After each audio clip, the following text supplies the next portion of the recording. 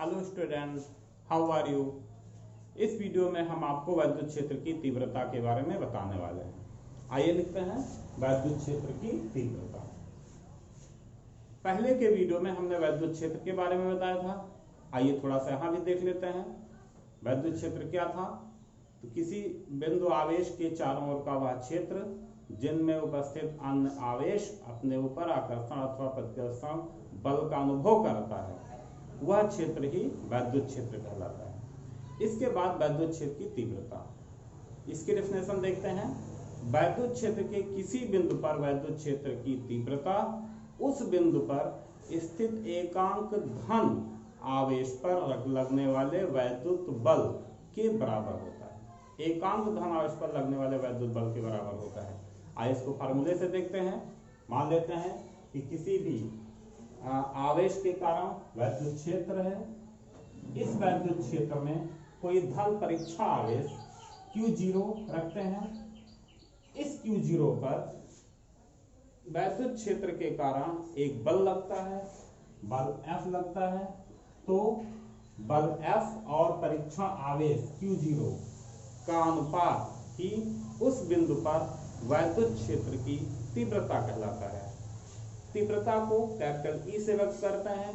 क्योंकि बल एक सदिश राशि है, Q0 आवेश अर्थात परीक्षण आवेश एक अदिश राशि है, इसलिए जो इनका अनुपात आएगा, जो वेक्टर E जो E के बराबर होगा, वह भी एक सदिश राशि होगा। इसलिए vector E equal to vector F upon Q0। E एक सदिश राशि है, इसकी दिशा क्या होगी? इसकी दिशा वही होगी जो बल F की दिशा होगी। लेकिन अगर इस परीक्षण आवेश प्लस Q0 के स्थान पर माइनस Q0 होता तो वैद्युत क्षेत्र की दिशा उस माइनस Q0 पर लगने वाले बल के विपरीत दिशा में होती। अब अगर हम वैद्युत क्षेत्र की विमा लिखना चाहें तो क्या लिखते हैं? लिख देते हैं वैद्युत क्षेत्र की विमा। वैद्युत क्षेत्र की विमा इक्वल टू F की विमा यानी बल की विमा बटे Q0 अर्थात आवेश की विमा। लिख देते हैं F की विमा बटे Q0 की विमा। अब F बल का विमीय सूत्र क्या होता है? mLT-2। लिख देते हैं mLT-2 अपान Q आवेश जिसका मात्रक होता है कूलम, इसका विमीय सूत्र AT होगा। इसको सॉल्व करते हैं mLT-3 A-1। ये वैद्युत क्षेत्र का विमीय सूत्र प्राप्त हुआ। इसके पश्चात किसी बिंदु आवेश के कारण वैद्युत क्षेत्र की तीव्रता का मान कैसे निकालते हैं? फार्मूला ये सिद्ध करते हैं।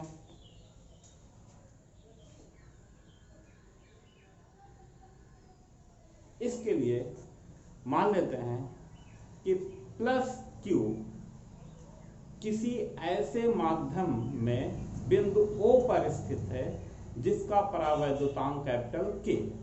बना देते हैं बिंदु है O, इस पर Q आवेश है प्लस Q आवेश। ये किसी ऐसे माध्यम में स्थित है जिसका परावैद्युतांक K है। इस आवेश के कारण जो वैद्युत क्षेत्र उत्पन्न हुआ, उस वैद्युत क्षेत्र में स्थित कोई बिंदु है P। इस बिंदु पर हमें वैद्युत क्षेत्र की तीव्रता ज्ञात करनी है। तो इसके लिए क्या करेंगे? इसके लिए करेंगे कि बिंदु P पर हम एक धन परीक्षण आवेश Q0 रखते हैं। धन परीक्षण आवेश Q0 रखते हैं और ये मान लेते हैं कि बिंदु O से P की बीच की दूरी है स्मॉल r। यहां से यहां तक की दूरी कितनी है? Small r। हमें बिंदु P पर वैद्युत क्षेत्र की तीव्रता ज्ञात करनी है। अभी हमने इसके पहले देखा था किसी बिंदु पर वैद्युत क्षेत्र की तीव्रता E = था F अपान Q0।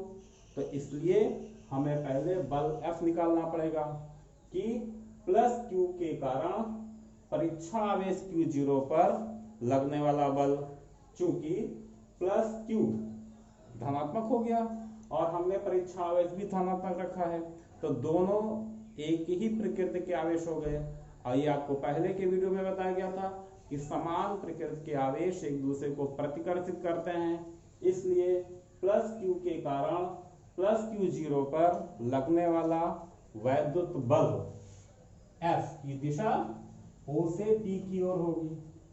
और कूलाम के नियमानुसार लिख देते हैं Q प्लस Q के कारण प्लस Q जीरो पर लगने वाला वैद्युत बल F इजिकल टू क्या फार्मूला था 1/4πε0 इंटू K, जहां K क्या था परावैद्युतांक था, तो इसलिए F is equal to 1/4πε0 Q into Q zero upon बीच की दूरी का वर्ग, ये था।